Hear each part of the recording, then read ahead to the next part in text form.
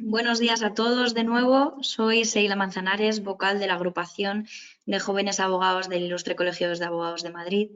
Muchas gracias de nuevo a todos los asistentes y a los que os acabáis de incorporar por acompañarnos hoy en esta última jornada del segundo Congreso de la Abogacía Joven de Madrid. En esta segunda sesión de la mañana, en la que se tratarán los aspectos clave en la defensa y acusación de los delitos económicos, tenemos el honor de contar con Juan Antonio Frago. Juan Antonio se licenció en Derecho por la Universidad de Zaragoza e hizo el doctorado en ECADE. Ha sido fiscal durante más de 15 años, formando parte del grupo de delitos económicos. Tras esa experiencia, fundó Frago y Suárez, especializados en pleitos complejos de derecho penal económico, corrupción, crimen organizado, delitos urbanísticos y medioambientales y accidentes de trabajo. Tiene amplia experiencia en la supervisión de modelos de compliance o cumplimiento normativo, planes de prevención de blanqueo de capitales, ciberseguridad y ley orgánica de protección de datos. Es un honor para nosotros, Juan Antonio, que hoy nos dediques este ratito a compartir tus conocimientos y, si me permites, antes de tu ponencia, nos gustaría volver a recordar a todos los asistentes y a los que se hayan reincorporado ahora que a la derecha de sus pantallas tienen un panel de control de herramientas de la aplicación donde podrán ir formulando todas las preguntas que quieran hacerte o dudas a lo largo de toda la ponencia, ¿vale? Para al finalizar poder darle respuesta a la gran mayoría, si no se puede a todos. Mil gracias de nuevo, Juan Antonio, y espero que te guste compartir este ratito con nosotros, tanto como a nosotros. Muchísimas gracias, Seila. Muchísimas gracias también, por supuesto, a la agrupación de jóvenes abogados de Madrid, con los que ya tengo contacto desde allá por 2013, y en particular a Ángel Alonso, que es la persona que me contactó pues para invitarme a compartir esta más o menos hora que tenemos por delante, pues para hablaros un poco de lo que es una de las materias más complejas que existen a día de hoy en el derecho penal, que es todo lo relativo a la delincuencia compleja, puesto que todos sabemos que si nos enfrentamos a delitos, por así decirlo, simples, como pueden ser, por ejemplo, los de la seguridad vial, ahí prácticamente todo el pescado está vendido cuando llega el acto del juicio. Es muy difícil levantarlos porque realmente está todo tan protocolizado, por ejemplo, en las alcoholemias, en las conducciones sin licencia, que es prácticamente segura la victoria de la acusación pública en el Ministerio Fiscal. Evidentemente, debemos ponernos un poco en contexto pues en el quién soy yo. He estado pues hasta septiembre como fiscal durante 15 años. Evidentemente no puedo dar grandes consejos a los compañeros en el sentido de que evidentemente casi cualquier asistente lleva más años como abogado que yo. Lo que sí me he dedicado pues es a muchísimos pleitos complejos y además a su vez también he estudiado muchísimos otros, pues para algunos os sonará de mi blog En ocasiones veo reos, pues que es el más visitado del país. Dicho esto, sin perjuicio, por supuesto, de que podamos en su momento contactar, pues por ejemplo, pues a través de LinkedIn, y si se plantease algún tipo de duda que hoy no se resolviera, por supuesto podríamos entrar en contacto o incluso colaboraciones con cualquier otro compañero. Bien, tenemos que ponernos en contexto, como veis ahora mismo en pantalla, y ha habido distintos estudios muy recientes sobre sobre lo que es el fraude en las organizaciones. El fraude en las organizaciones que tenemos que verlo desde una triple pata, como si fuera una mesa. Hoy por hoy podemos hablar de la delincuencia económica en el sentido más amplio. Tenemos la corrupción y tenemos el crimen organizado, que puede parecer lo mismo, pero son tres cosas bastante distintas entre sí, tanto a la hora de tener que investigarlo como, en su caso, afrontarlo procesalmente, bien seamos acusación particular o bien seamos defensa.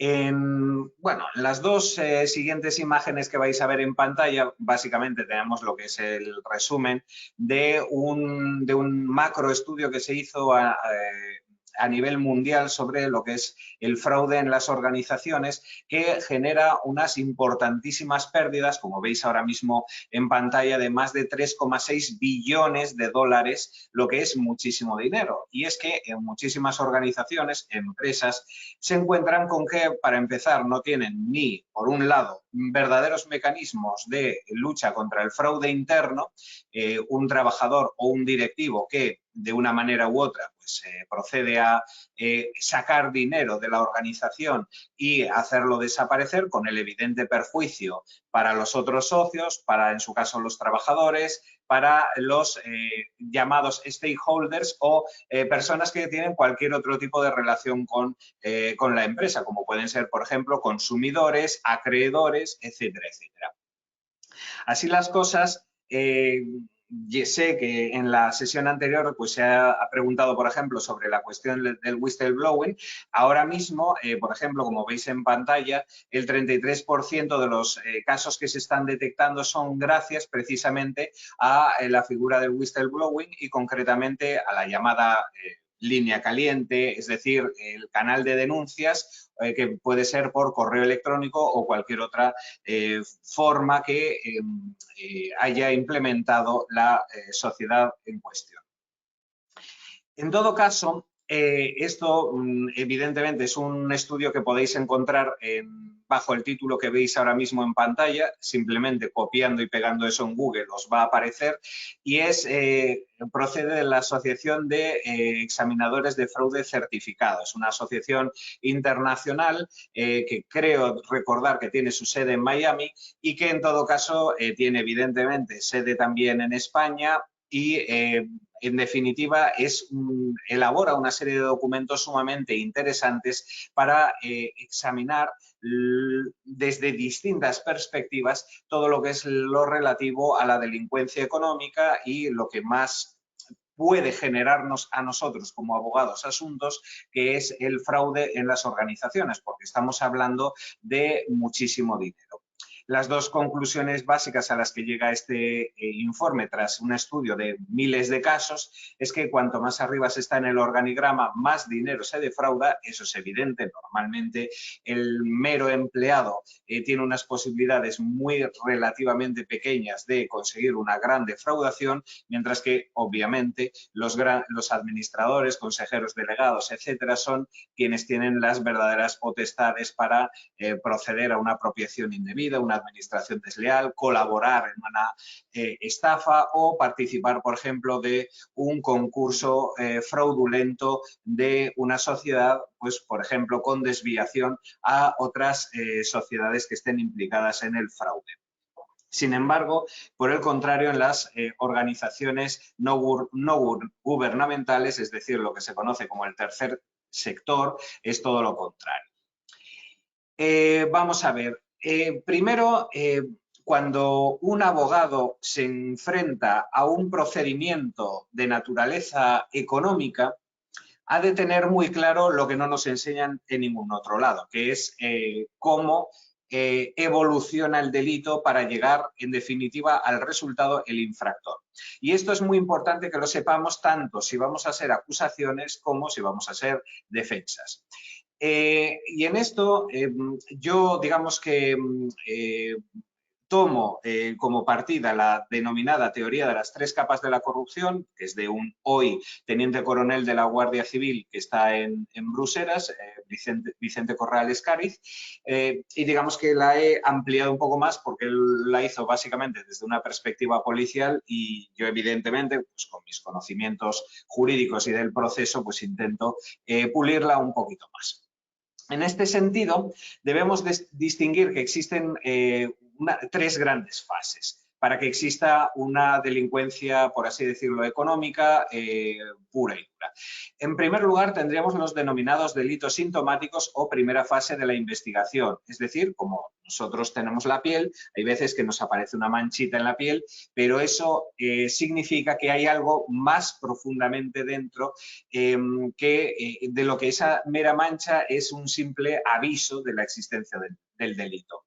Entre estos delitos, digamos, de la primera capa tendríamos pues, las distintas prevaricaciones, la urbanística, la relativa al patrimonio histórico, la medioambiental, la común del artículo 404 del Código Penal, o la autoridad o funcionario público dicta una resolución a sabiendas de la injusticia, pudiendo ser incluso una orden verbal o no dictándola en el plazo cuando no habría problema para ello. Por ejemplo, la comisión por omisión del artículo 11 de nuestro Código Penal. El más habitual son las falsedades documentales, artículos 390 y siguientes del Código Penal. Muy desapercibido ha pasado para la doctrina en general el artículo 400 bis del Código Penal, que castiga incluso a quien simplemente usa documentos, despachos, certificaciones o documentos identificativos por quien no está legitimado para ello.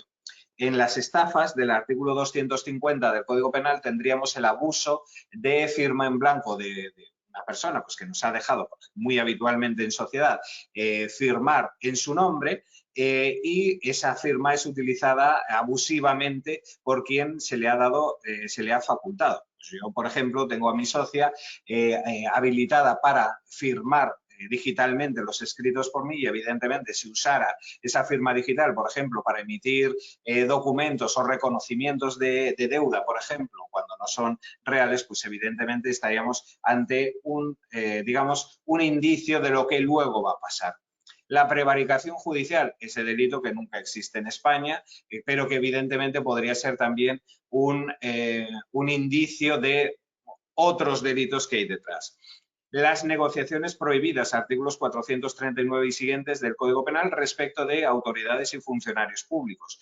La proposición de funcionarios inidóneos, el que cada vez está apareciendo más la corrupción en las transacciones internacionales del artículo 445 antiguo y hoy 427 del Código Penal, es decir, lo que ya conocéis como los sobornos en el extranjero. Por ejemplo, hay un asunto pendiente de enjuiciamiento ahora mismo en la Audiencia Nacional respecto de una empresa pública participada por el SEPI en la que, bueno, pues se dice, al menos ya por los escritos de acusación, que participaron en sobornos de funcionarios públicos de Angola para venderles material bélico y antidisturbios, evidentemente en perjuicio de otros competidores.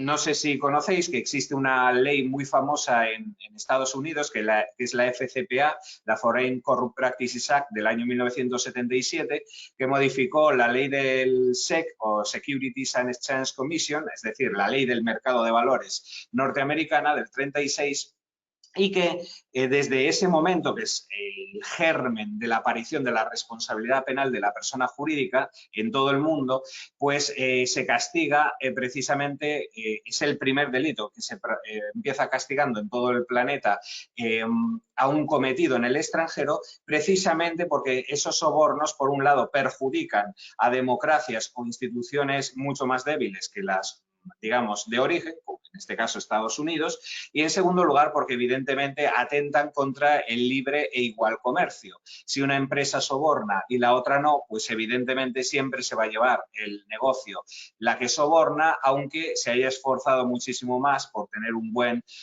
objeto comercial la que no ha sobornado. Y por último, el cohecho y el tráfico de influencias. Bien, todos estos delitos se dan para lo que viene a continuación y es el vaciamiento o la fase intermedia. Es decir, al final lo que al delincuente le interesa ¿qué es? Obtener el dinero bien de una administración o bien de una empresa y llevárselo. Pues bien, este vaciamiento tendríamos distintos delitos en nuestro Código Penal, como son la malversación de caudales públicos, los fraudes y exacciones ilegales, el fraude de subvenciones, que ha sido modificado en 2019 y cada vez va a haber más, sobre todo por la aparición de la Fiscalía Europea en una ley orgánica de mediados del año pasado, la estafa, apropiación indebida y la administración desleal, el concurso de acreedores, delito en el que me voy a parar un momento, porque como sabéis, ahora mismo estamos en una situación en la que el Gobierno ha acordado una moratoria para el deber de presentar el concurso de acreedores. Sin embargo, una moratoria no quiere decir que una empresa pueda generar o agravar la situación de insolvencia. Es decir, no hay que confundir una moratoria con una carta blanca para ahora hacer lo que uno le venga en gana, por mucho que uno se pueda pensar que porque hay una situación de crisis, eso sea un cheque en blanco para hacer lo que uno considere oportuno. No es así. Y en los concursos de acreedores, además, nos están llevando a tener que contar también con compañeros mercantilistas porque evidentemente tienen su complejidad. Hoy por hoy un penalista no puede trabajar solo. Tenemos muchos delitos que que exigen conocer muy bien otras partes del ordenamiento jurídico, sea el tributario, sea el laboral, sea el mercantil, el concursal, etcétera. Y evidentemente un penalista, pues, salvo que sea Dios o sea omnisciente, pues evidentemente no puede saber de todo. Y por ello tenemos que ser conscientes de que cada vez más nos estamos encontrando ante figuras como el fraude de la recolocación de todos los activos en terceras empresas, sean de un familiar o sean de un amigo, la compra fraudulenta de la unidad productiva, cada vez más habitual, en la que un tercero, a veces yo me he llegado a encontrar hasta el cónyuge de uno de los socios, compra la unidad productiva y se queda básicamente con todos los trabajadores. Lo único que hace es cambiarle el nombre a la sociedad, pero viene a hacer exactamente lo mismo. Pues bien, evidentemente son delitos que perjudican a los acreedores y que evidentemente si nos vamos a dedicar a esta materia, pues debemos tener en cuenta que nos va a exigir unas dificultades tanto de aprender materias que en principio no conocemos, porque el derecho penal no es solo el derecho clásico de los delitos de sangre, los sexuales, el honor, etcétera, sino que cada vez es más y más complejo y nos exige estar muchísimo más formados porque, aquí viene la parte mala, los jueces y los fiscales cada vez están más atrasados en este tipo de investigación delictiva. Los juzgados de hoy por hoy están bien pues, para esos delitos clásicos y la seguridad vial y las drogas y esas cositas, pero los delitos complejos se encuentran con juzgados, primero, que todos ya sabemos, saturados, y a continuación juzgados en los que el juez y el fiscal, uno, no les gusta nada estos temas y segundo, directamente no los comprenden. En la gran mayoría hay honrosas excepciones, pero ya digo que son excepciones a la regla general. Y luego tenemos algunos otros delitos, como son la alteración de los concursos y subastas públicas, los delitos societarios, aunque desde que la administración desleal fue arrancada en 2015 de esa sección, pues queda ya, ha quedado, digamos, como algo casi testimonial. Los delitos contra la seguridad social, que cada vez hay más, puesto que la Tesorería de la, General de la Seguridad Social cada vez está dedicándole más recursos a la investigación de este tipo de fraudes. Y por último, el contrabando, que se encuentra fuera, como sabéis, del Código Penal, porque está regulado en una ley del año 95, en una ley orgánica del año 95 y reformada en 2011. Bien, pero el delincuente saca el dinero y viene la tercera parte. Hay que reconvertir ese dinero ilícito en un dinero lícito que pueda utilizar más adelante. Porque evidentemente el delincuente no deja el dinero que ha sacado y lo deja en una cuenta bancaria para que se lo congelen con total facilidad en la primera investigación que pueda haber. En este sentido, los dos grandes delitos de vaciamiento tendríamos el delito contra la hacienda pública y, sobre todo, el blanqueo de capitales. El blanqueo de capitales que desde el famoso asunto Ballena Blanca de Marbella, que fue confirmado por sentencia que veis en pantalla de 5 de diciembre de 2012 del Tribunal Supremo, ha dado carta de naturaleza incluso a la posibilidad del autoblanqueo. Es decir, que una persona que cometa un delito de los anteriores, de los que hemos visto en las fases 1 y 2, pueda blanquear ese delito precedente y, por lo tanto, ser condenado por ambos delitos. Ya ha dicho la jurisprudencia ordinaria y el Tribunal Constitucional no lo ha revocado, que no hay un bis in idem y, por lo tanto, se puede condenar al sujeto por ambos delitos. Con la peculiaridad, como sabéis, de que en el Código Penal se agravan las penas en la mitad superior en algunos delitos cuando se procede al posterior blanqueo, como es el tráfico de drogas y los delitos relacionados con el urbanismo y la corrupción. A continuación tenemos otro problema de naturaleza práctica y es la evaluación de los programas de cumplimiento normativo. En España nos encontramos con que todo el mundo se va a congresos de compliance, todo el mundo habla, sabe muchísimo, pero luego nos encontramos con que los jueces evidentemente no tienen circulares porque hay un principio básico que es el de la independencia judicial y ni siquiera la jurisprudencia vincula a los jueces, salvo que sea del Tribunal Constitucional o de los tribunales europeos, pero la Fiscalía General del Estado sí emitió una circular en 2016 relativa al derecho penal de la persona jurídica, pero que se olvidó de ese pequeño lapsus de introducir algo de derecho procesal. Es decir, está muy bien decir que hay que perseguir a las personas jurídicas que cometan un delito, pero hay que saber cómo investigar a esas personas jurídicas.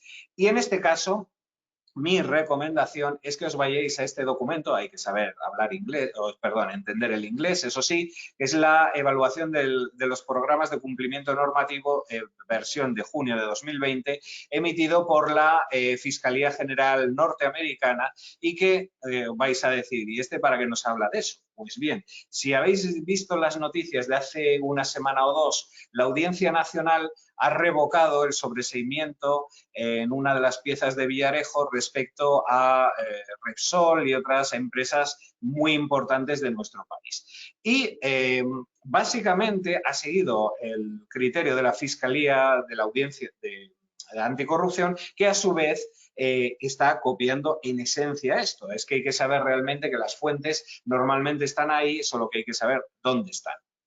Pues bien, en este caso, la evaluación de los programas de cumplimiento normativo, lo que es lo mismo, el cómo investigar si ha habido un fraude interno en la organización y qué elementos debería o podría aportar una defensa, si lo considera oportuno procesalmente hablando, para intentar un sobreseimiento en instrucción o una absolución en el acto del juicio. O si somos acusaciones, qué documentación pedirle que se aporte, siempre con el riesgo, evidentemente, de que la defensa oponga que eso choca contra su derecho de defensa y a no autoincriminarse. Evidentemente tenemos que ver pues, los distintos aspectos de este documento, que son unas 20 páginas y que realmente son sencillos. Os lo he puesto todo en guiones para que lo podáis tener muy claro. En primer lugar, se habla de una evaluación del correcto desarrollo del programa de cumplimiento normativo, es decir, el mapa de riesgos concretos en nuestro Código Penal 31 bis 5 primero del Código Penal, con un proceso adaptado a la concreta fisonomía de la sociedad con las actualizaciones y revisiones periódicas. Sabéis que nuestro Código Penal, también 31 bis 5, numeral sexto del Código Penal, exige estas revisiones periódicas del modelo.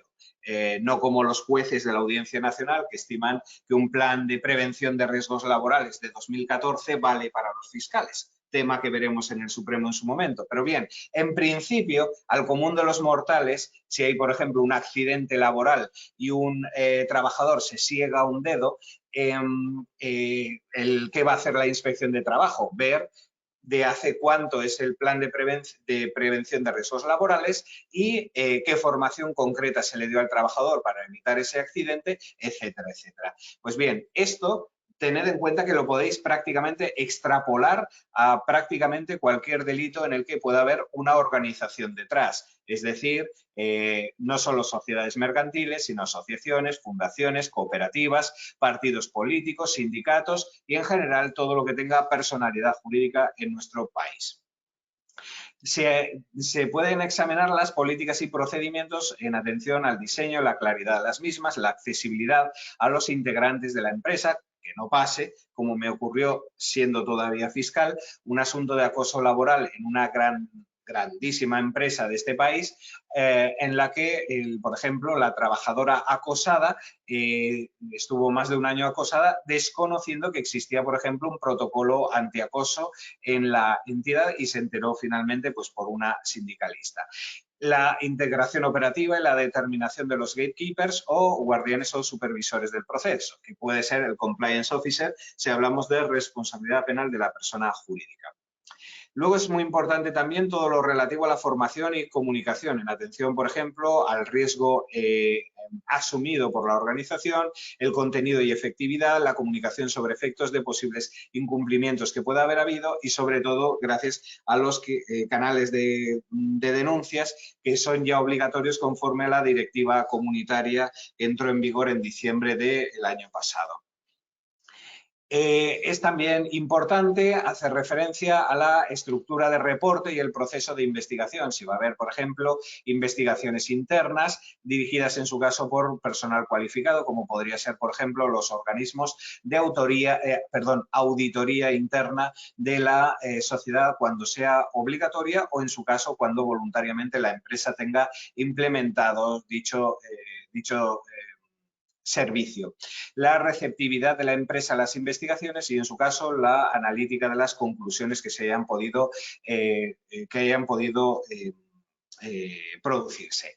Las relaciones con terceros en los procesos integrados, por ejemplo, en la gestión de riesgos, los controles apropiados, en su caso, la gestión de relaciones. Por ejemplo, hasta qué punto puede reunirse, por ejemplo, el director de mi sociedad con el director general de la comunidad autónoma para, por ejemplo, tener una comida de negocios. ¿Eso es posible? ¿No es posible? ¿Estaba previsto? ¿Si se ha documentado de alguna manera? Etcétera, etcétera. Y, finalmente, un estudio en profundidad para las llamadas fusiones y adquisiciones que, como ya os he dicho antes, en el ámbito o desde una perspectiva concursal, están dando cada vez más problemas de naturaleza jurídico-penal y a las que, por supuesto, vamos a tener que darle respuesta como abogados.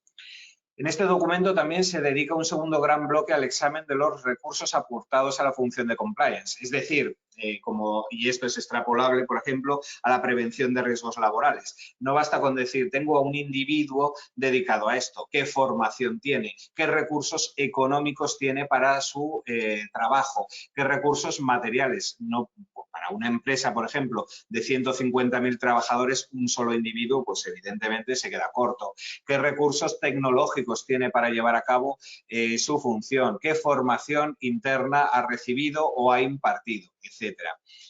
¿Cómo se ha dado, primer guión, el seguimiento por la alta y media dirección? Es decir, si es real o, por el contrario, estamos ante algo puramente cosmético. Si ha habido esa autonomía o recursos a los que me he referido antes. Si ha habido incentivos y medidas disciplinarias. Es que esto no es un capricho. Lo tenemos también en nuestro Código Penal, artículo 31 bis 5, numeral cuarto y quinto de nuestro, ya digo, Código Penal. Es decir, todo esto, aunque pueda parecernos un documento programático, en realidad está desarrollando lo que es algo que nosotros hemos copiado remotamente de Estados Unidos. Es decir, Estados Unidos aprueba la primera norma, la ya citada FCPA de 1977, y a través de que nosotros, España, hemos copiado literalmente, palabra por palabra, el Código Penal italiano, que a su vez a nosotros, México, nos ha copiado con el Código Federal, pues evidentemente digamos que no estamos inventándonos nada que no exista básicamente en todo el mundo civilizado.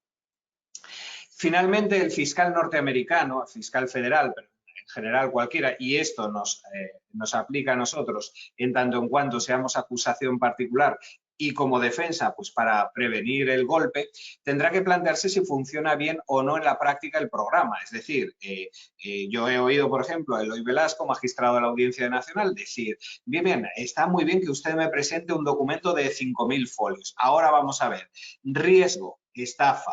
¿Quién lo ha podido cometer? Por ejemplo, personal de ventas. Pues bien, dígame, página concreta del manual de prevención de delitos y qué controles específicos tenían ustedes para este personal de ventas y qué ha fallado y qué ha hecho la organización al respecto. Pues bien, tenemos que ver, por un lado, la mejora continua, y hemos dicho que el programa de cumplimiento no puede ser una foto fija, sino que tiene que estar en continua evolución ante los nuevos riesgos. Tiene que haber, en su caso, unas investigaciones de conductas inapropiadas, esto en Estados Unidos, y que aquí abro un pequeñísimo paréntesis. como abogados, yo os recomiendo tener un máximo cuidado con las denominadas investigaciones internas. ¿Y por qué? Los grandes despachos, sobre todo los grandísimos despachos y sobre todo los que tienen origen inglés o norteamericano, están emocionadísimos y venga a vender investigaciones internas a las grandes sociedades. Yo recomiendo mucha cautela con esto, porque tenemos una ley que es la Ley de Seguridad Privada, la ley es de 2014 y en su artículo 10.2 nos dice que en todos los delitos públicos, que son el 99% de nuestro Código Penal, una vez un detective o un investigador privado considere que hay elementos de una apariencia de un delito público, no pueden seguir investigando y tienen que poner en conocimiento de los organismos encargados de una investigación, es decir, policía judicial, fiscalía o juzgado instructor, la existencia de dichos indicios. Entonces, si un detective, que es una persona que tiene una regulación muy concreta, no puede investigar delitos en el seno de una organización, ¿quién es ese investigador interno, ese, no sé si abogado, puede ser un consultor, es que en realidad lo están haciendo pues, gente de todo tipo de pelajes, que hace una investigación interna, les cobra un dineral a la organización, pero realmente bajo qué paraguas legal está haciéndolo. Y por otro lado, si nosotros defendemos a un aparente infractor de una organización, pensemos a un aparente autor de un acoso laboral, de un acoso sexual, un administrador que están diciendo usted se ha llevado 80.000 euros de la sociedad. ¿Va a valer esa declaración interna ante un abogado o ante un consultor cuando todos sabemos que a día de hoy incluso una declaración, por mucho que haya abogado, ante un policía judicial no vale nada mientras no haya sido ratificada judicialmente?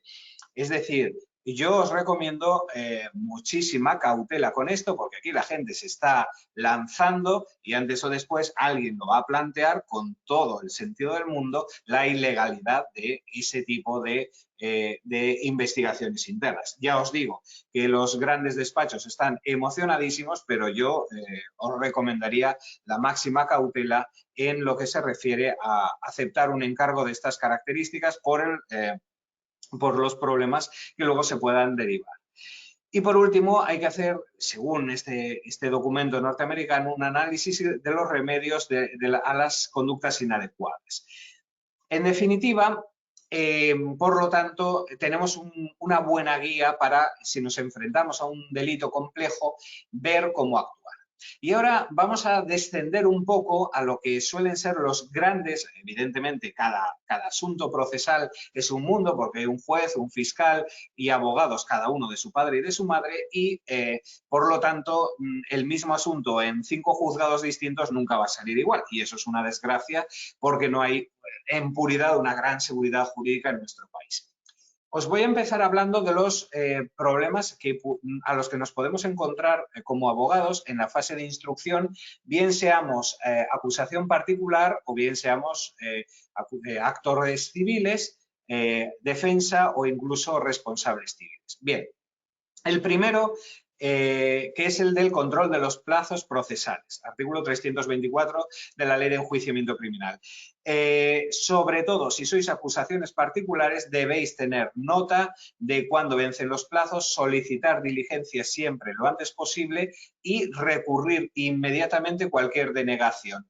No podéis, especialmente si sois acusaciones, aunque yo lo haré extensivo a la defensa, ser pasivos en el procedimiento, porque luego te lo concluyen prematuramente o puede darse un segundo problema que estoy viendo como abogado ahora mismo, y es que yo me estoy encontrando, especialmente en Madrid, curiosamente, de hecho, más que en juzgados pequeñitos de pueblo, en los que hay jueces empezando, yo creo que es que se lo toman con más interés, Y es que autos del artículo 324 que no motivan miserablemente los magistrados instructores. Es decir, que te acuerdan la prórroga y está cuando la última modificación del 324 exige justificar, 1, estado de la tramitación de la causa; 2, diligencias que quedan pendientes; y 3, los resultados que se presume que se alcanzarán con dichas diligencias. Y ya estamos consiguiendo en nuestro despacho, y eso que yo llevo, como quien dice, solo medio año como abogado, ya no pocas revocaciones de autos del 324 por falta de motivación. Luego viene un segundo punto de jueces a los que ya se les ha pasado el plazo porque la revocación es posterior al vencimiento del plazo del año y que luego te ponen un auto para salvar ese ínterim. Evidentemente eso no vale.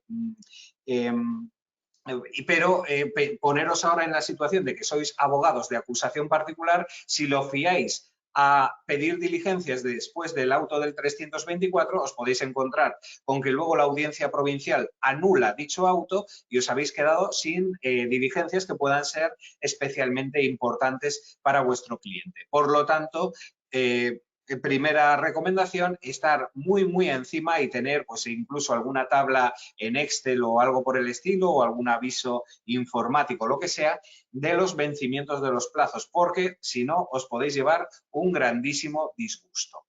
Luego, segunda cuestión, control del número de investigados. Un error que yo estoy viendo bastante habitualmente, sobre todo desde el punto de vista de las acusaciones, es empezar a meter investigados y más investigados, hasta el señor que iba con la barra de pan y ese día pareció que cometió un cohecho o participó en la defraudación a la sociedad.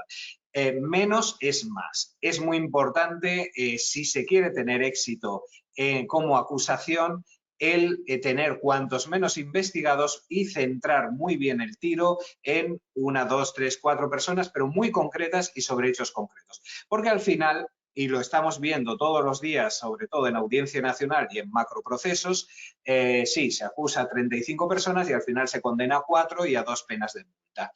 En definitiva, si estamos, venga a solicitar la investigación de personas y a veces nos encontramos con jueces que muy alegremente empiezan a meter a todo el mundo en harina, luego nos encontramos con que ese juez cambia de destino, con que ese juez coge una baja, lo que sea, y al final, pues tenemos otro nuevo juez que se tiene de repente que estudiar 12.000 folios y que no le ha perdido completamente el pressing al asunto.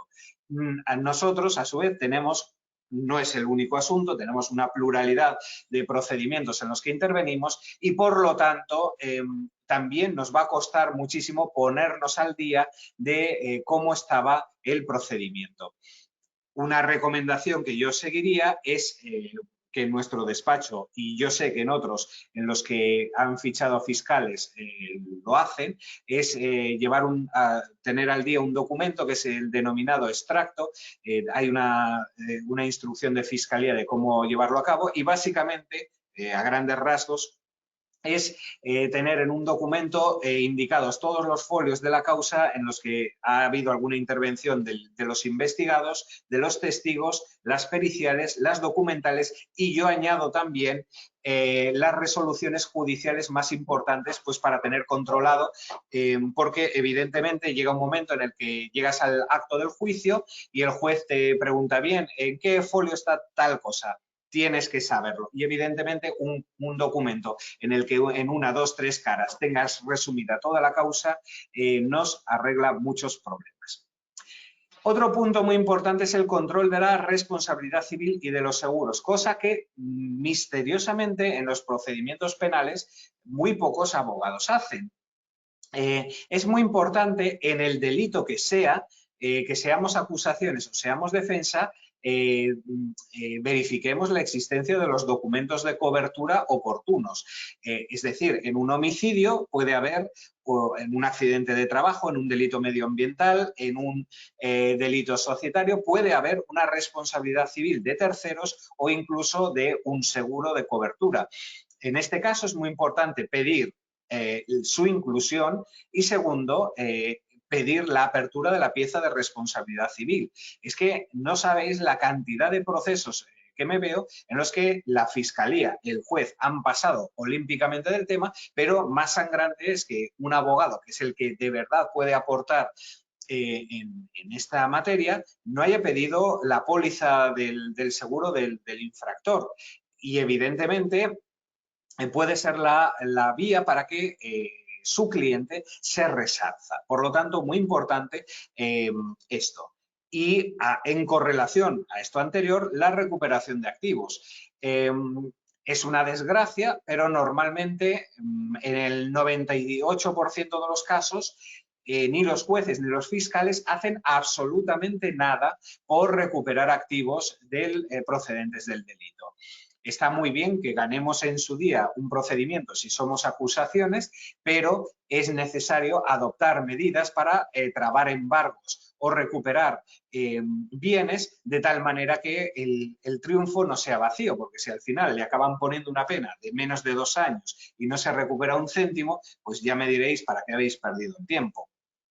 Pero es que esto es algo transversal, vale para cualquier delito. Yo no hace mucho, antes de dejar la fiscalía, me encuentro que me viene una causa para informe, era de pues, un matrimonio pues, que se había divorciado, pero él le había dejado a 2 chavales, no sé si ahora se puede llamar minusválidos, con desvalimiento físico, como queráis. Que no se podían mover sino en silla de ruedas, le había dejado los 2 chavales a la mujer, pero se había llevado la furgoneta adaptada precisamente para los desplazamientos de los muchachos. Había una denuncia por apropiación indebida, pero es que a nadie, ni a la jueza, ni al abogado de la acusación particular que estaba constituida, se le había ocurrido la pequeña idea de pedir que se le entregara provisionalmente dicho bien, la furgoneta adaptada, mientras durase la instrucción y, en su caso, a las hasta 3 instancias que puede haber de enjuiciamiento en nuestro país a día de hoy. Es que estamos hablando de que los procedimientos y, al final, la función verdadera en la que puede trabajar un abogado es de servir a los intereses del cliente. Y si nosotros, que somos los que de verdad podemos ayudar en este sentido, porque ya os digo que a los jueces y a los fiscales normalmente este tipo de cosas es que ni se les pasa por la cabeza, nos encontramos por una falsa idea de la rogación civil de las medidas cautelares que acaban traspapelando al procedimiento penal, cuando en el procedimiento penal rigen otro tipo de principios, como es también la atención a los derechos de la víctima, pues nosotros no hacemos nada y, evidentemente, pues el cliente queda completamente desamparado. Luego tenemos la denominada fase intermedia. En la fase intermedia tenemos varias cuestiones a tener en cuenta. Es una fase que hay que trabajar bien porque es la llave del éxito bien en el juicio como acusación o como defensa. Por un lado, la formalización del escrito de acusación. Hay que ser muy correctos, muy pulcros en la elaboración de un escrito de acusación, si es que somos acusación particular o actores civiles. ¿Por qué? Porque cada vez más la jurisprudencia está indicando claramente que hay que distinguir, como se hace en el procedimiento civil, las alegaciones, que es lo que se hará en el informe final, en el acto del juicio, de las peticiones. Y lo pedido es el escrito de acusación con las modificaciones que se hagan al final del juicio oral. Lo digo esto porque no pocas veces he visto que pues acusaciones particulares, por ejemplo, empiezan a alegar pues agravantes en el informe final, etcétera, etcétera. No, es que hay que introducirlo todo correctamente en el escrito de acusación con la inclusión del verbo típico de la acción, sea matar. No pocas veces te encuentras con escritos de acusación de un homicidio, un asesinato, donde una persona dice que mató. Hay que decir que mató con qué finalidad, si hubo intencionalidad o fue un accidente, porque la defensa nos va a poder alegar, por ejemplo, que fue un preterintencional, por ejemplo, que le golpeó con intención de golpear, no tenía intención de matar, pero se resbaló, se desnucó y se mató. Eso, evidentemente, a nivel penológico puede cambiar muchísimo el resultado final del proceso. Muy importante, y no se usan casi nunca, las redacciones alternativas. Muy importante, y especialmente porque ya desde la introducción del procedimiento del jurado en el 95, cada vez más los tribunales se están poniendo muy estrictos con las acusaciones en este punto. Si tú acusas de asesinato u homicidio doloso o del delito que quieras, no se presume, por ejemplo, la acusación por el delito imprudente. Eso cada vez más se está viendo, de gente que acusa, por ejemplo, por un delito de homicidio intentado, uno dispara a otro, el tribunal considera que hay amenazas en realidad porque el tiro era más bien al aire que hacia el sujeto y finalmente le acaba absolviendo de todo tipo de infracción, etc. Por lo tanto, mucha pulcritud a la hora de redactar el escrito de acusación. Por supuesto, la correcta tipificación. Es muy importante estudiar. Esto no se aprende de un día para otro, sino que tenemos que comprender que el Código Penal es muy amplio, tiene muchísimos tipos alternativos y a veces te encuentras delitos, acusaciones o incluso denuncias en un momento más prematuro en las que pues, se habla, por ejemplo, genéricamente de un delito de estafa y podríamos estar hablando más bien de un delito de publicidad falsa, por ejemplo, del artículo 282 del Código Penal o alguno de los del mercado de consumidores, que en general la gente no los tiene muy estudiados. Muy importante la individualización de las penas y sobre todo la responsabilidad civil. Hay que justificar la responsabilidad civil porque ya sabemos que los jueces penales dan, y esto es incontestable, unas indemnizaciones muy inferiores a las del resto de las jurisdicciones, especialmente civil y laboral. De ahí que si somos acusaciones, tengamos que velar por un lado, concretar muy bien cada una de las partidas de la responsabilidad civil, de dónde procede, y hacer una breve indicación, aunque sea breve, de las razones, especialmente cuando consideremos que hay un daño moral. No poner, como hace muchísima gente, y 5.000 euros de daño moral y ahí se entiende el porqué. Porque luego nos encontramos las sentencias que, lógicamente, nos dicen usted no ha justificado las razones de dicho daño moral. Y por último, muy importante, la prueba a proponer. Nosotros tenemos que saber que todo lo que nos se proponga en ese momento luego va a ser, sobre todo como acusaciones, muy difícil de proponer más adelante. Es cierto que ha habido una sentencia muy reciente de nuestro Tribunal Supremo que entiende que se debe dulcificar esa proposición de prueba, especialmente para la defensa, cuando aparezcan indicios nuevos y que puedan justificar pues, la intervención de algún tipo de testigo, la inclusión de algún tipo de documento, siempre y cuando haya tiempo material suficiente para acordarlo antes de la celebración del acto del juicio. Y llegamos a la fase del juicio oral. El letrado tiene que enfocar muy claramente el a dónde quiere llegar. Al igual que antes hablábamos de las 3 capas de la corrupción, es decir, cómo el delincuente y nosotros detrás tenemos que verificar cómo se ha producido el delito. Ahora, en el acto procesal en el que nosotros, junto al resto de las partes, somos los reyes, tenemos que enfocar claramente el qué es lo que de qué queremos convencer al órgano judicial. Porque al final el derecho va de esto, o al menos la litigación, y es convencer al órgano judicial para que te acabe dando a ti la razón y no al otro. Entonces, es muy importante, sobre todo en el informe final, hacer un enfoque de la prueba relacionado con la calificación jurídica propuesta. Muchas veces nos encontramos con que el abogado, incluso el fiscal, hacen una valoración de la prueba muy relacionada con los hechos que se pretenden probar, pero no con la calificación jurídica. Y debemos ser conscientes de que el escrito de acusación y el escrito de defensa tiene 5 partes y la calificación jurídica y autoría y participación son sumamente importantes y normalmente no son tratadas por las partes en el acto del plenario. Muy importante en el acto del juicio también hacer un resumen de la quinta, es decir, las penas a imponer, porque muchas veces nos encontramos con la sorpresa de que el órgano judicial pues, no ha sido del todo cuidadoso y tendremos, en su caso, que plantear una aclaración de sentencia frente a la resolución si se ha olvidado algún tipo de pena. Recordemos que respecto a las penas accesorias, la jurisprudencia ya es muy clara que si no se ha ejercitado antes aclaración, no va a proceder luego con posterioridad la inclusión en una segunda instancia.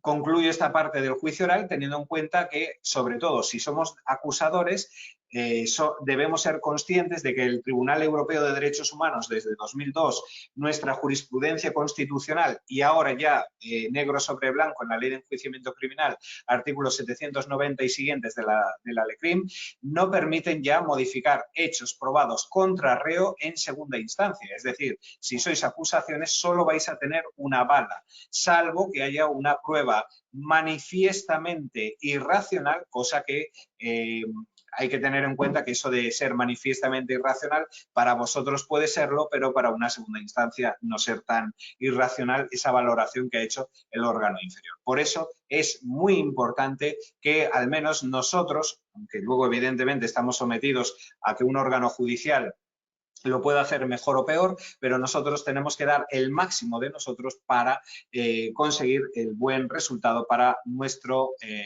cliente.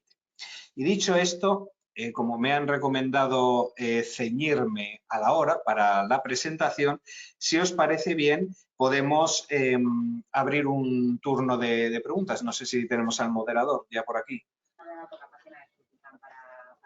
Muchísimas gracias, Juan Antonio. Bueno, hemos tocado muchísimos temas y nada, la verdad que tenemos varias preguntas de los asistentes. Mira, la primera y es respecto al principio de tu presentación. Sí. Has comentado en estudio ACFE donde se habla de porcentajes de defraudación. ¿En las ONGs cómo funciona exactamente? ¿Están más controladas fiscalmente? No, a ver, el problema precisamente de las ONGs es que tienen unos controles internos muchísimo más laxos que las sociedades cotizadas.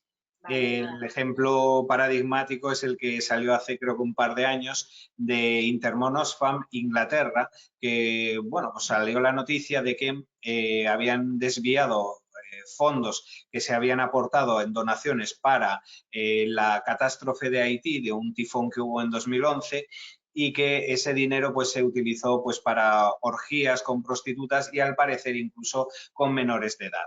Entonces, las ONG en general, por esto de que son mucho más colaborativas, no tienen una regulación tan estricta como la normativa de la Ley de Sociedades de Capital de 2010 que tenemos en España y todas las directivas comunitarias, un cuerpo jurídico tan extenso como existe en el derecho societario y en la jurisprudencia civil, pues evidentemente los controles son muchísimo más laxos e invitan pues precisamente a que quizás una persona incluso de la más baja jerarquía dentro de la organización pueda eludir ese tipo de controles y pues hacer una distracción o una apropiación de esos fondos pues para sus intereses. Perfecto. Respecto al canal de denuncias a las empresas, ¿cómo se puede garantizar el anonimato de dichos canales? Pues teniendo en cuenta, por ejemplo, en el caso de que se produzca un acoso laboral, ¿ante quién deberíamos dirigirnos en primer lugar? Vamos a ver, en cuanto a los canales de denuncias tenemos que saber, para empezar, que hay dos que ya están expresamente regulados, que son, uno, el de la Ley de Prevención de Blanqueo de Capitales, que se modificó en 2018, y otro, el que se introdujo por la Ley Orgánica de Protección de Datos, la Ley Orgánica 3/2018. Esos dos ya existen y tenemos la directiva de whistleblowing pendiente de introducir en España.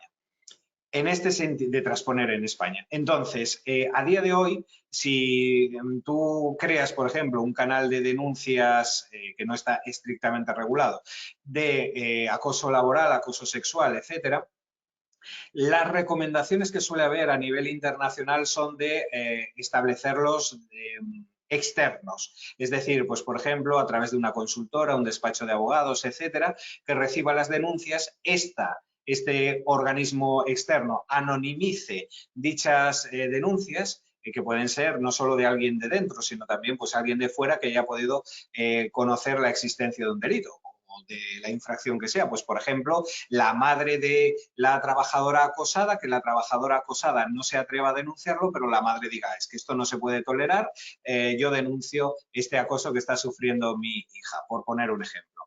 Pues bien, en este sentido, la recomendación que existe es esa, que es el establecimiento de un órgano externo que permita precisamente la recepción, no haya nadie tentado de la organización en acceder a los ficheros, porque no pueda, porque ahí existan las cláusulas correspondientes ya firmadas y, por lo tanto, ese organismo externo, despacho de abogados, consultora, llámese lo que se quiera, pues sea el que limpie toda referencia al denunciante y se pueda proceder a su investigación si es que procediese.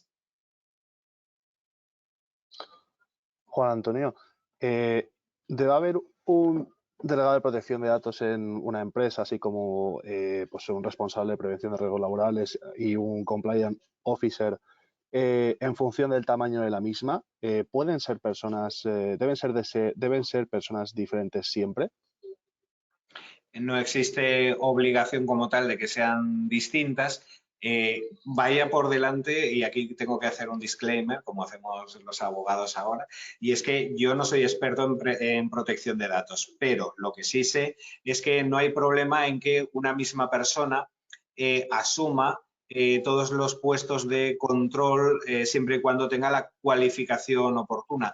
En materia de protección de datos sí que existen unos exámenes específicos, creo que es ante la ENAC, pero en otras disciplinas como el Compliance Officer no hay requisitos mínimos, es decir, incluso un no licenciado universitario podría ser un Compliance Officer. Sé que ha habido algún documento de la abogacía recomendando o incluso señalando que tendría que ser un abogado, pero a nivel legal no hay ningún tipo de obligación para las empresas para que sea un profesional de la abogacía el que deba ocupar esa posición en la persona jurídica. Vamos con un pequeño supuesto de hecho.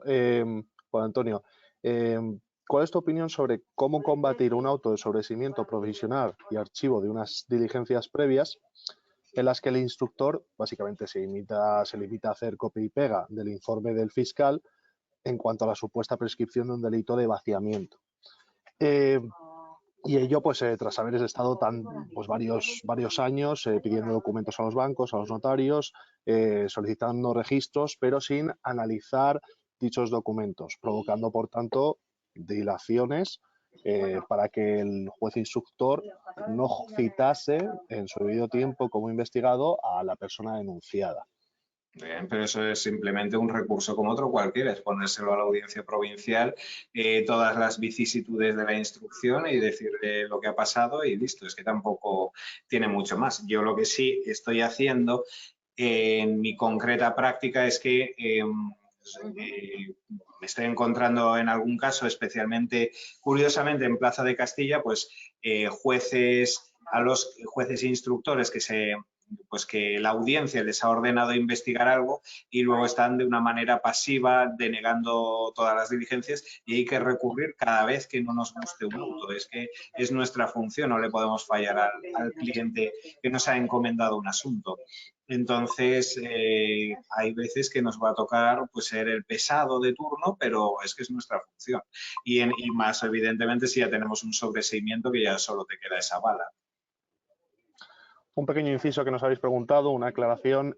Todos los asistentes que nos estáis escuchando ahora, tenéis a vuestra disposición la propia presentación que ha compartido Juan Antonio con vosotros en la pestaña de documentos. A pesar de que estemos haciendo las preguntas ahora, no os vayáis porque vamos a proceder dentro de unos minutos al acto de clausura. Juan Antonio, has comentado que en Madrid está sucediendo que pues, autos del artículo 324 no se están recurriendo a pesar de que tengan falta de motivación. Sí. pues eso, que hay que justificar el estado de la tramitación, las diligencias pendientes. Nos preguntan, ¿debemos recurrir siempre estos autos, salvo tal vez que seamos la parte, bueno, la defensa? Hombre, si somos la defensa no nos interesa, claro está. Si somos acusación, sí, porque evidentemente una falta de motivación luego nos lo pueden acabar utilizando en una cuestión previa en el acto del juicio. Es decir, una victoria aparentemente ahora luego no nos va a impedir nada que comience el acto del juicio, se le plantee, pues, por la otra parte, la insuficiencia del auto, la falta de motivación y el juez te diga, el juez de enjuiciamiento te la anule y con él todas las diligencias posteriores, con lo que eso puede ser un muy grave problema para nuestros intereses en el asunto. Has comentado, Juan Antonio, que se suele pecar de falta de información sobre la responsabilidad civil pues cuando podemos demandar sin pedir información acerca de la póliza de la otra parte. Cuando el procedimiento es penal, es más eficiente solicitar diligencias al juzgado para que éste solicite que la otra parte entregue información, documentación sobre la propia aseguradora, ¿o cuál sería la forma más apropiada? A ver, yo los casos a los que me he encontrado hasta ahora no eran de persona física, sino de empresa. Entonces, por ejemplo, un tema de una residencia de ancianos donde murió una ancianita, pues ahí se le pide no al acusado, obviamente, porque se va a poder acoger al derecho a no declarar, sino al responsable civil, es decir, en este caso a la empresa gestora. Y por lo tanto, como es un responsable civil, tiene la obligación de aportar todos los documentos. Perfecto. ¿Consideras que el juez puede proponer prueba de oficio, tanto de cargo como de descargo, o sus facultades se deben limitar única y exclusivamente a lo que ha venido a llamarse la prueba sobre la prueba? Hombre, yo creo que esa pregunta, viendo el artículo 2 de la Ley de Enjuiciamiento Criminal, que obliga a los poderes públicos a incluir todo lo que pueda ser tanto favorable como desfavorable al reo, yo creo que ya sobraba. Es decir, con la configuración que tenemos actual, evidentemente, el juez instructor tiene toda la obligación, por un lado, de ser proactivo y, segundo, evidentemente, de incluir todo lo que sea tanto favorable como desfavorable. El verdadero problema, y ese es el gran drama de la instrucción española, aunque yo haya dejado ya atrás la Fiscalía, es que la gente no se da cuenta de que un juez jamás va a ser imparcial. Un juez llega un momento en que para él el señor que tiene delante es culpable o es absolutamente inocente. Y entonces, si tú estás en el lado de enfrente, te vas a encontrar con un molino. No lo puedes derrotar, porque es que es muy complicado cuando un juez considera que el sujeto no es responsable de un delito y tú quieres acusar y pedir diligencias y todo es no.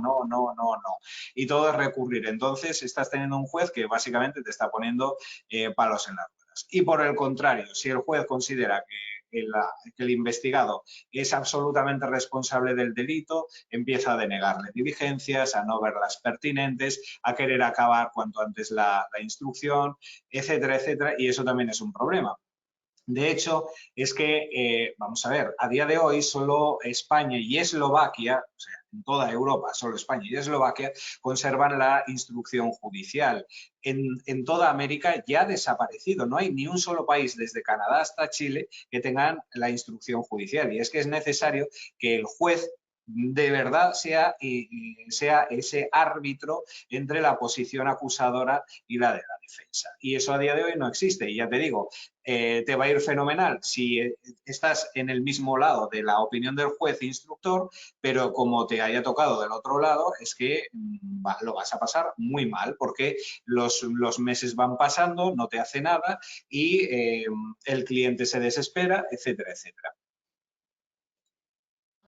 Vamos ya con de hecho, discúlpame, hay otra cosa que esos abogados que dicen, no, yo no quiero que el fiscal instruya, no saben lo que está pasando en los países donde el fiscal pasa a instruir. Y es que los jueces, la llamada carrera hermana, empiezan a darle palos a los fiscales de cómo se atreve usted a pedir esto, qué mal lo hace, qué falta de motivación, cuando eso mismo lo hacían ellos unos meses atrás, y empiezan a ser los más exquisitos en cuanto a garantías procesales del universo. Entonces, esa es una época dorada de unos 3-5 años que está pasando en todos lados, vamos, en la que los abogados defensores se ponen las botas porque vamos, los fiscales no están todavía acostumbrados a la instrucción y tienen a los jueces, vamos, esperándoles con el alfiler para cualquier mínimo desliz, vamos, magnificarlo. Vamos, que también, que no solamente tratan mal a los abogados a veces, ¿no? Básicamente. No, bueno. si yo te contase. En fin, corramos un tupido velo.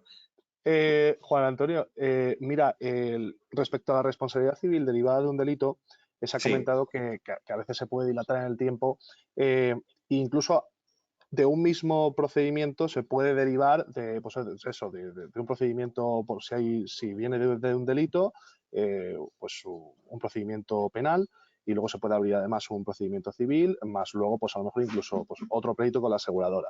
¿Hay alguna, digamos, por tu experiencia, a nivel de economía procesal, qué recomendaciones nos puedes hacer a la hora de enfocar este primer caso de muchos asistentes que nos están escuchando que pueden enfrentarse a este asunto por primera vez? Vamos a ver, el problema que tenemos es que nos declaren la prejudicialidad en la otra jurisdicción, sea en la penal, perdón, en la civil, en la laboral es muchísimo más difícil porque solo puede ser por falsedad documental. Y hay que ser conscientes de que es mucho más fácil obtener dinero, una cuantía superior, si nos vamos ante los jueces civiles o laborales que a los penales, que son muy cicateros. Entonces, si nosotros queremos conseguir un resultado razonablemente pronto, primero, negociación, es lo más rápido, porque como nos metamos en un procedimiento penal, hay que tener en cuenta que a día de hoy tenemos hasta 3 instancias.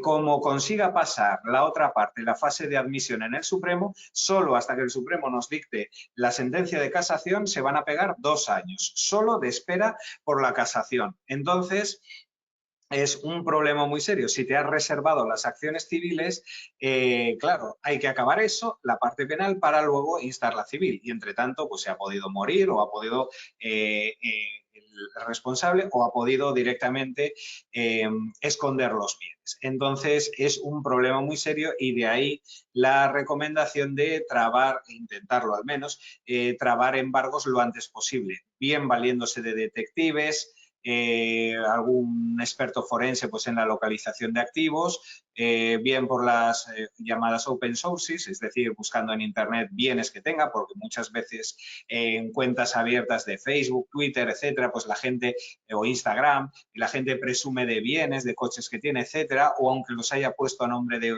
un tercero, pero luego los usa habitualmente. En fin, ese es ya un mundo muy, muy peculiar. Pero es que de hecho cuando los trabas es cuando verdaderamente vas a poder negociar y acabar rápido con el procedimiento, porque el otro ya sabe que tiene también empantanado ese bien durante bastantes años. Entonces, es la única manera real de acabar cobrando relativamente rápido, ya digo, salvo que no exista prejudicialidad en la otra jurisdicción. En la social va a ser bastante fácil, pero en otras, pues no. Pues Juan Antonio, muchísimas gracias por estar esta mañana con nosotros. Ha sido un verdadero placer por parte de la Agrupación de Jóvenes Abogados de Madrid, tanto a Verónica como a ti, os estamos muy agradecidos. Gracias además porque esta temática es sumamente interesante. Esperemos además que a los asistentes les haya gustado no solamente esta sesión, sino todas las sesiones del Congreso. Y bueno, mientras te vamos despidiendo, sí agradecería que, bueno, avisar a los asistentes que vamos a proceder al acto de clausura. Invitamos a Pilar Vilella como vocal de AJA Madrid a que pueda estar con nosotros, tanto a Pilar Vilella como a Maya Román, presidenta del CEAG, y bueno, doña María Jesús del Barco, juez decana de los Juzgados de Madrid. Y por último, obviamente, y no menos importante, Victoria Ortega, presidenta del Consejo General de la Abogacía Española. mientras se van conectando, Juan Antonio, nos gustaría darte una palabra para que puedas decirnos un poquito, a modo de conclusiones, alguna nota más, alguna de lo que nos podrías recomendar un poquito a los asistentes sobre esta sesión. Y Sí, mi recomendación es pressing sobre el asunto. Es decir, el abogado es el que en verdad puede aportar muchísimo al procedimiento, yo lo tengo clarísimo, pero precisamente por estar encima del asunto, no dejarlo dormir y buscar lo antes posible las diligencias que puedan serle de utilidad, tanto sea acusación como sea defensa.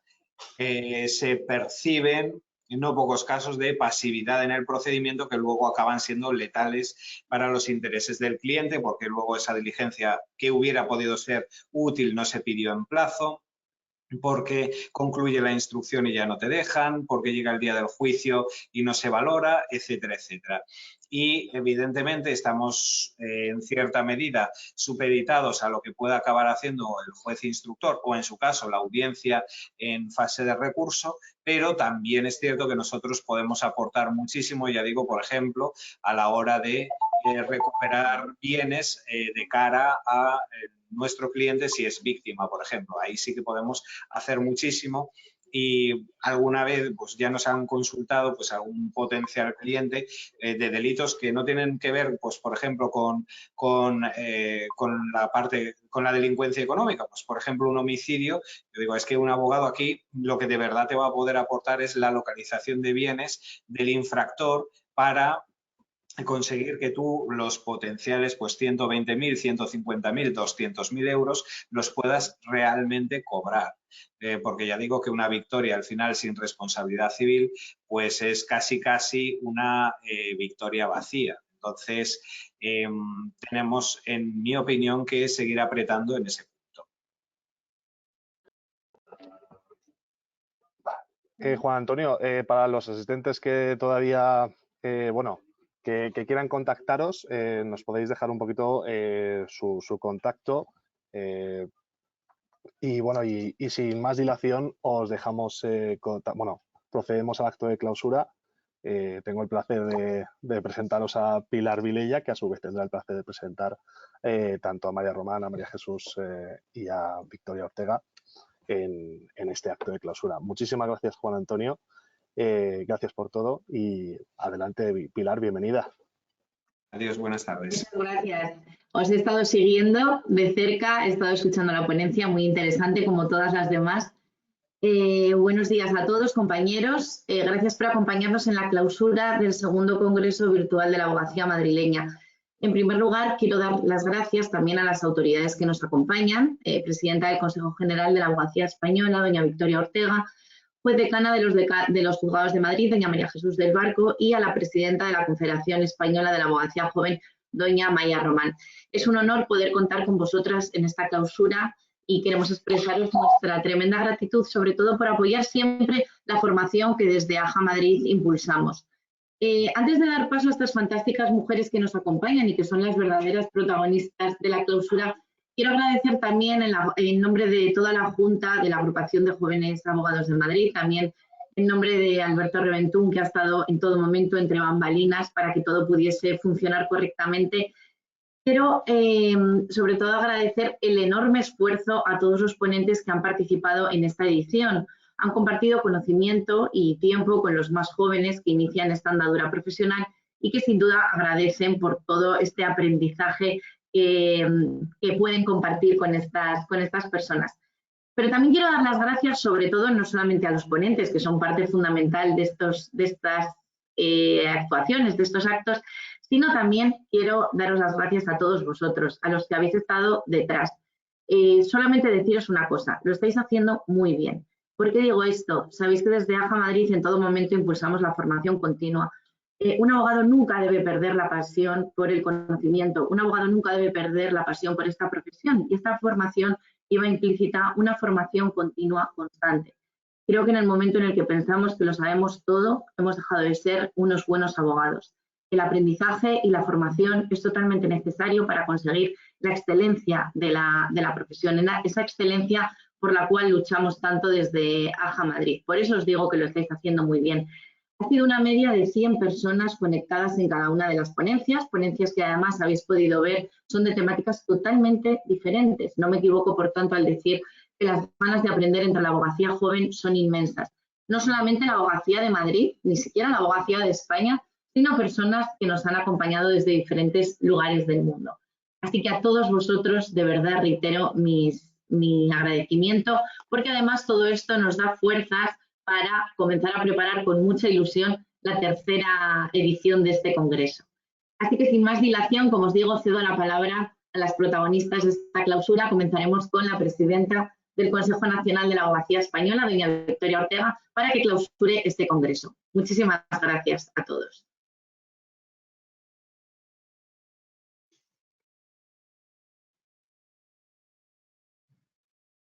Perdón, doña Maya Román, en este caso. Maya, encantada de verte. No te escuchamos.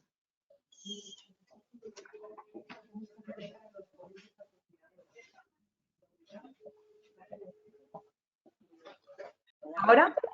Perfecto, gracias Maya. Buenos días, Pilar, muchísimas gracias. Además es un auténtico placer compartir esta clausura con tan grandes mujeres referentes de la abogacía y además amigas.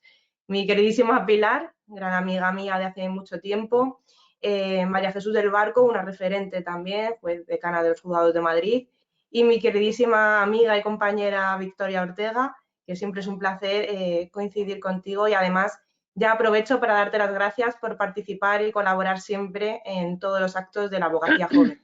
Muchísimas gracias. Y bueno, el congreso este ha sido un auténtico éxito, más de 1.500 participantes, formaciones de todo tipo, habéis tocado temas muy transversales, discapacidad, derecho laboral, sustracción internacional de menores, comercio electrónico, prevención del delito de blanqueo. Bueno, ha sido una maravilla de congreso, un auténtico éxito. Era difícil superar la primera edición y la habéis superado con creces. Así que en nombre de toda la abogacía joven española, daros las gracias y la enhorabuena por estas magníficas formaciones. Muchísimas gracias.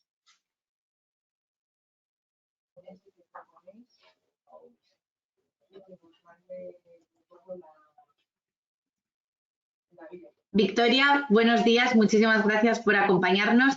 Cuando quieras, por favor, te cedo la palabra para esta clausura.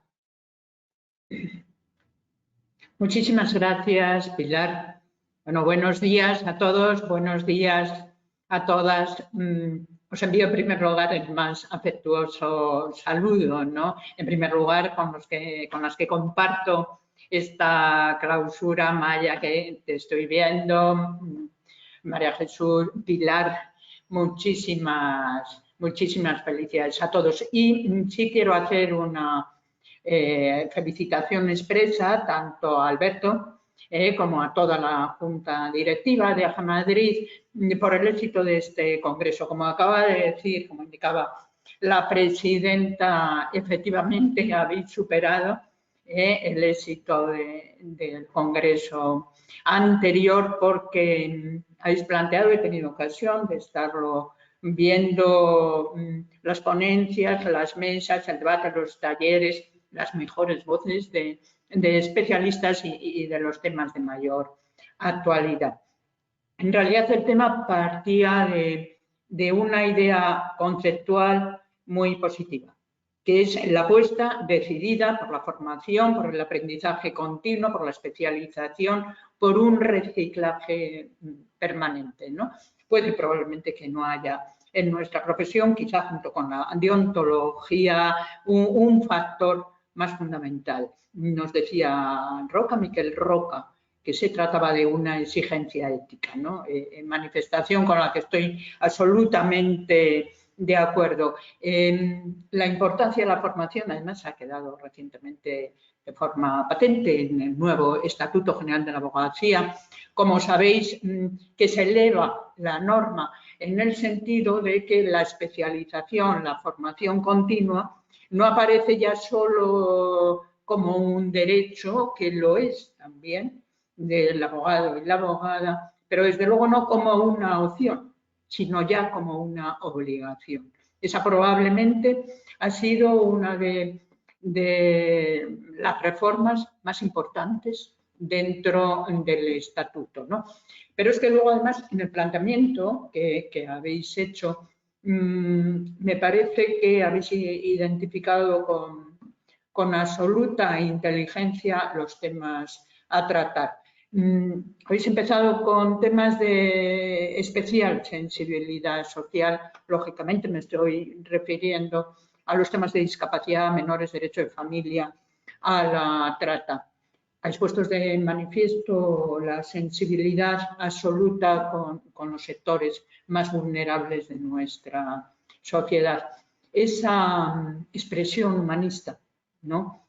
Pone de manifiesto la mejor abogacía, ¿no? Y entonces era importante que lo hicierais ahora. Lo digo además en el día que en toda Europa se está celebrando el Día Europeo de las Víctimas del Terrorismo, ¿no? Y como no, quiero recordarlo hoy en un día en el que una vez más la abogacía española manifiesta desde todo el apoyo, toda la solidaridad a la población ucraniana ante el drama absoluto que están viviendo por una invasión militar que ha terminado con las normas más elementales de derecho internacional y, lo que es más grave todavía, con las normas más elementales de regulación de los derechos humanos.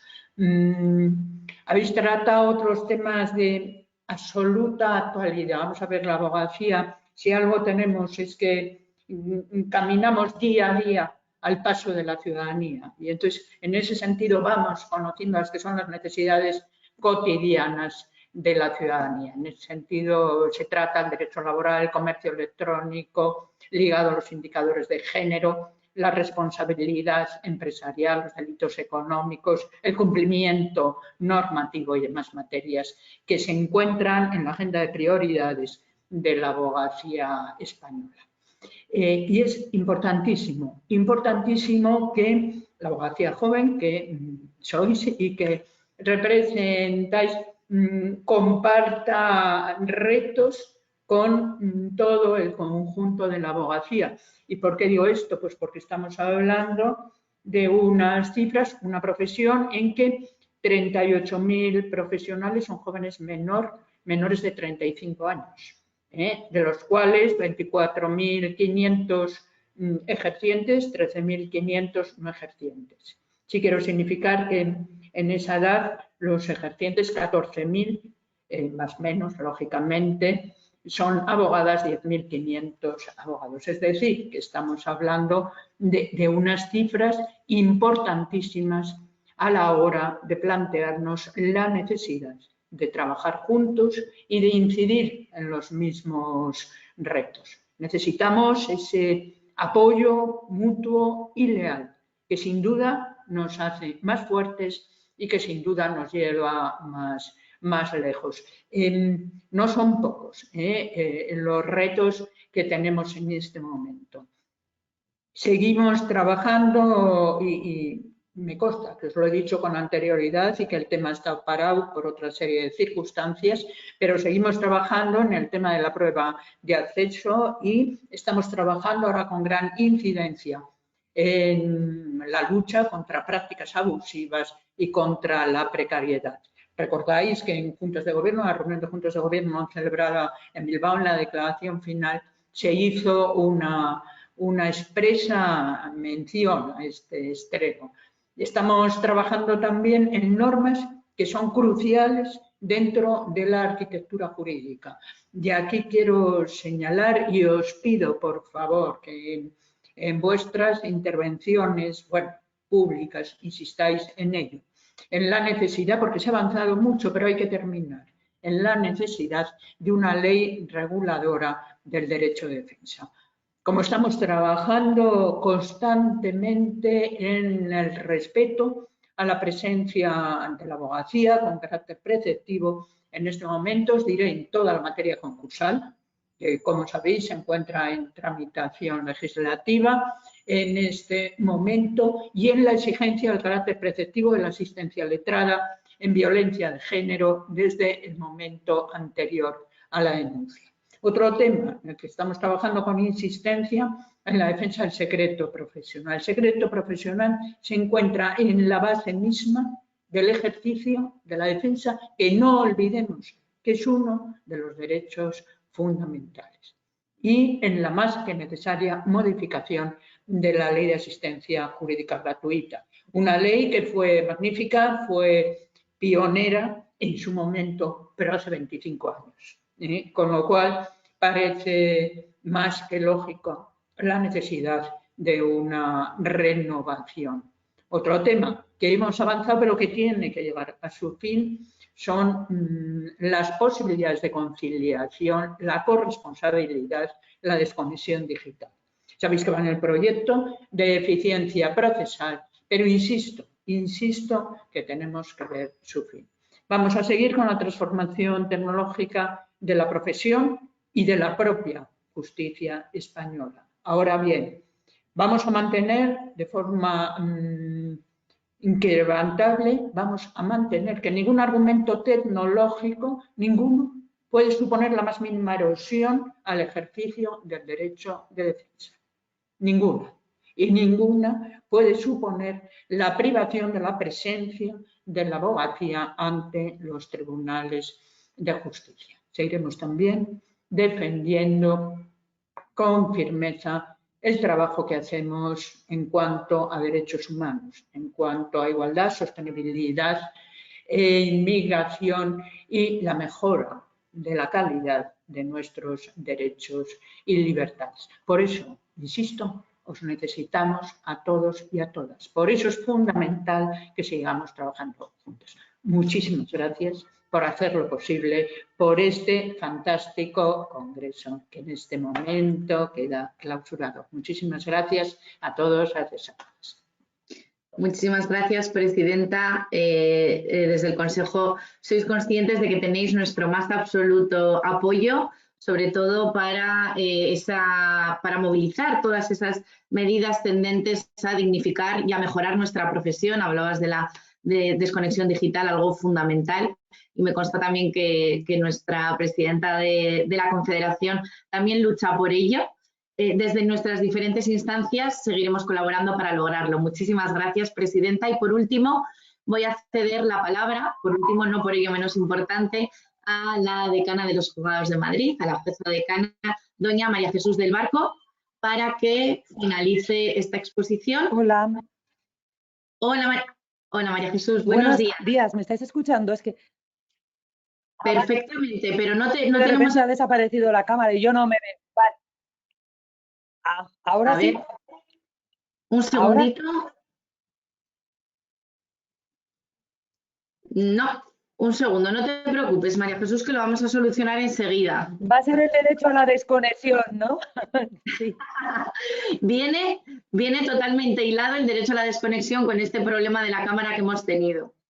Ya te digo, a veces es por imposición cuando dependes de la Comunidad de Madrid para ciertas cosas en los medios. Pues María Jesús, vamos a intentar de verdad, a ver. Uy, ahora solamente veo a María. Compartir mi cámara web y yo lo estoy haciendo, que soy súper obediente con las máquinas.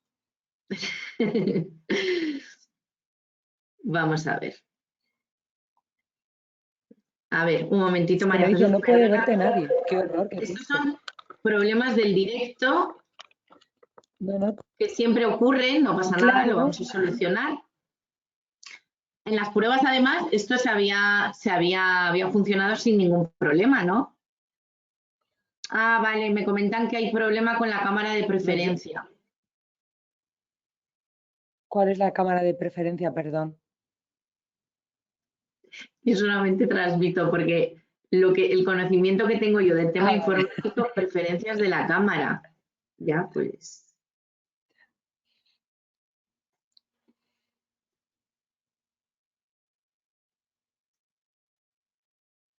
A ver. Pues me parece que para evitar también que hacerte perder el tiempo, y lo siento mucho, pero ¿qué te parece si clausuramos? Lo haré por radio, ¿quieres decir? Vale, perfecto. Bueno, pues muy buenos días. No pasa nada, lo haremos por audio y volveremos a la radio, ¿no? Y a esos programas tan bonitos que antes escuchábamos, cuando yo al menos cuando era pequeña escuchaba muchísimo más radio que ahora. Pues buenos Eso días es. y desde luego quiero agradeceros en primer lugar pues vuestra invitación para participar en la clausura de este segundo Congreso de la Abogacía Joven de Madrid. Y sobre todo quiero felicitaros pues, por la organización y por la participación de los abogados y de las abogadas jóvenes en estas actividades formativas. Pero os quiero felicitar también por la labor que estáis desarrollando cada día y que hace que seáis un referente no solamente en el Colegio de Abogados, sino también para los jueces que ejercemos la jurisdicción aquí en Madrid. Porque, bueno, cada día os vemos por los pasillos de los juzgados, os estamos viendo a mí directamente las reclamaciones, esas reivindicaciones vuestras que me llegan y con las que únicamente pues, pretendéis mejorar la forma en la que podéis desempeñar vuestra función en los juzgados. Y eso es esencial, eso es porque vosotros creéis en vuestro trabajo, creéis en esa labor esencial que os otorga la Constitución y en la que yo, que soy juez, creo firmemente.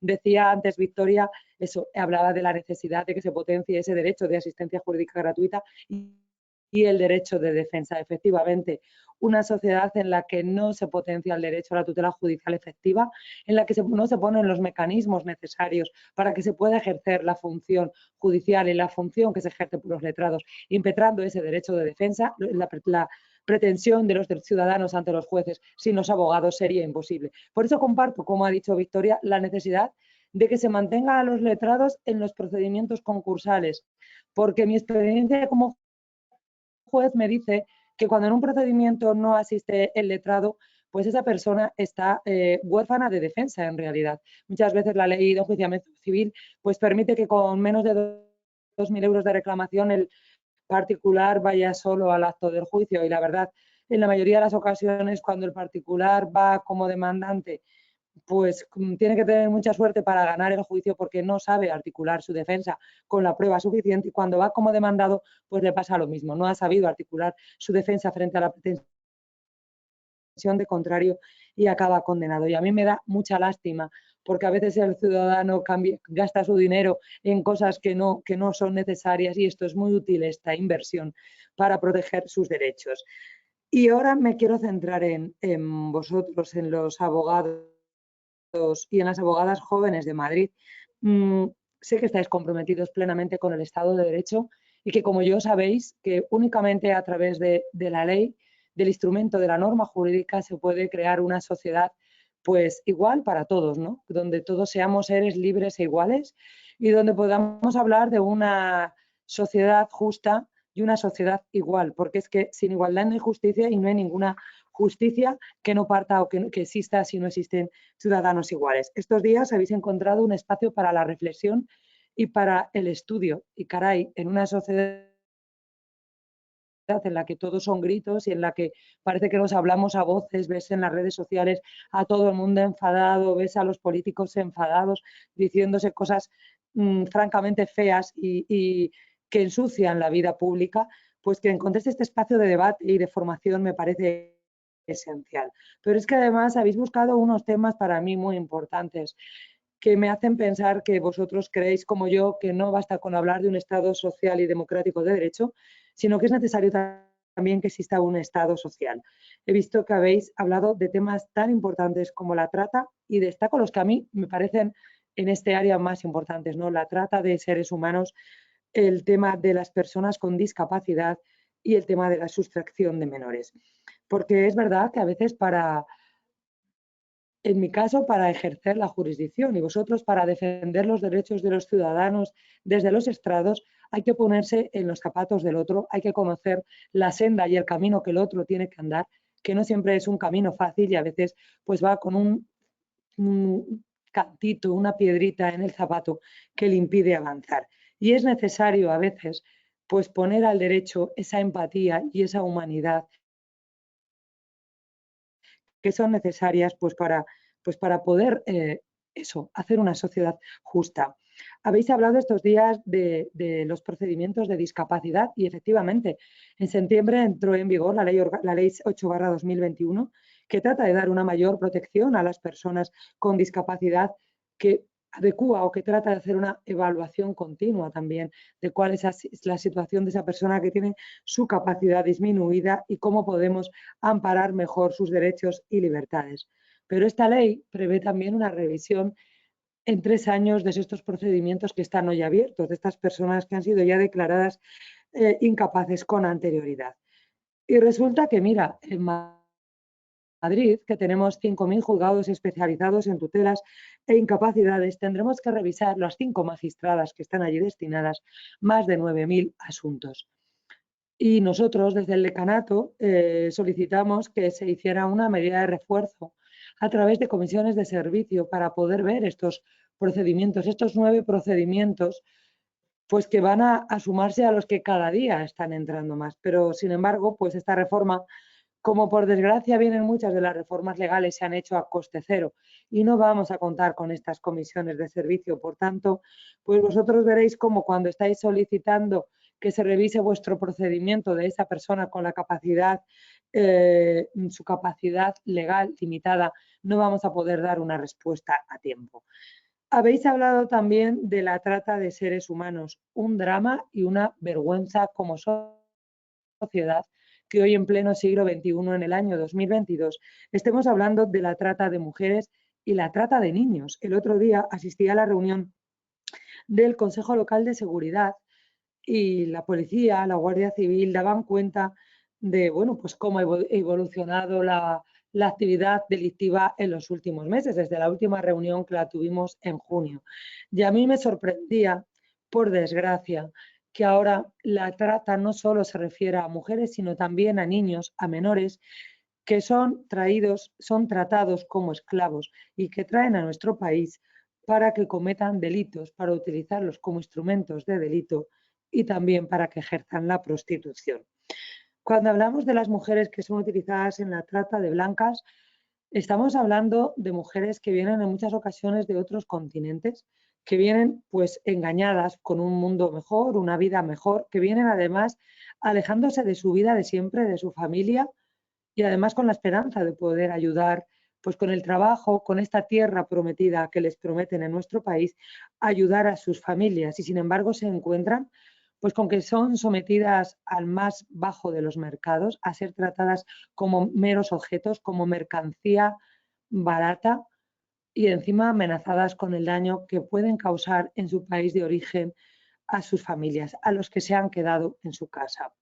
Por eso es necesario esta sensibilidad, esta formación también de los letrados, porque es muy difícil que esta mujer declare en los juzgados, pero es que es muy difícil ya que declare ante la policía cuando van a presentarse las denuncias o cuando se producen redadas policiales y son detenidos estos no solo delincuentes auténticos, sinvergüenzas que están tratando con sus vidas. Por eso me parece fundamental que estéis formados también en esto.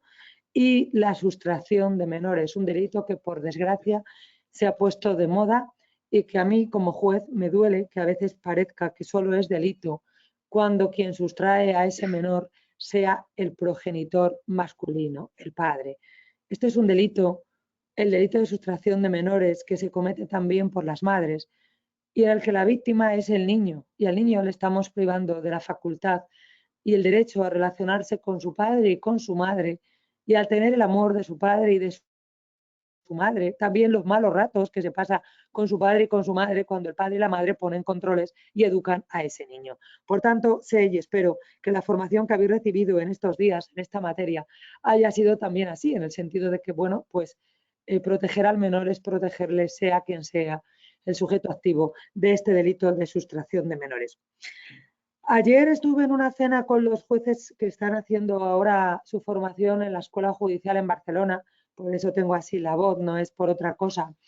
Y vi en sus caras pues lo que veo en vosotros, la ilusión de formarse, de aprender, de querer comerse el mundo, porque la verdad si cuando eres joven no te lo quieres comer, pues luego ya quizás sea un poco demasiado tarde para despertar del letargo. Y les vi con esa ilusión por aprender, por formarse, por seguir bueno, peleando cada día por hacer desde su trabajo en los juzgados, desde el trabajo que vosotros hacéis desde los estrados, pues una sociedad más justa y mejor para todos. tenemos a la vuelta de la esquina, 2 calles más allá de nuestra casa, una guerra tremenda que está asolando a la población civil. Tenemos muchos retos en una sociedad cada día más polarizada y creo que es necesario que vosotros, los jóvenes, lideréis el cambio, lideréis esa transformación social y esta transformación que nos permita el pleno disfrute de los derechos y de las libertades. Así que para eso estáis los jóvenes de AJA Madrid y para eso contamos con vosotros. Muchas gracias. Muchísimas gracias, decana. Ha sido un placer contar también contigo en esta clausura. No puedo más que darte la razón en absolutamente todo lo que has hablado y además me consta que esas reivindicaciones que se llevan a cabo desde AJA Madrid te llegan de manera directa y desde luego estás siempre dispuesta a atendernos. Así que desde aquí un afectuoso abrazo y muchísimas gracias por tu labor. Y bien, daros las gracias de nuevo a todos y queda clausurado este congreso y esperamos veros muy pronto y poder disfrutar de esta tercera edición que de verdad vamos a empezar a preparar desde mañana mismo. Un abrazo y gracias. Hasta luego. Gracias a vosotros.